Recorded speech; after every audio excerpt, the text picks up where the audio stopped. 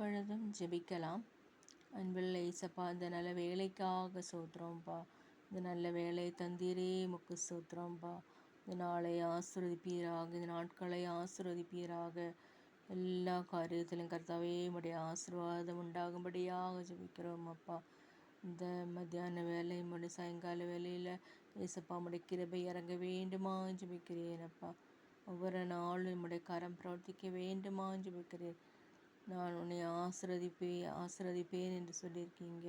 நான் உன்னை ஆசீர்வாதத்தின் பேரை பெருமைப்படுத்துவேன் என்று சொல்லியிருக்கீங்க. ஆசீர்வாதத்தை பெற்றுக்கொள்ள உதவி செய்யுங்க.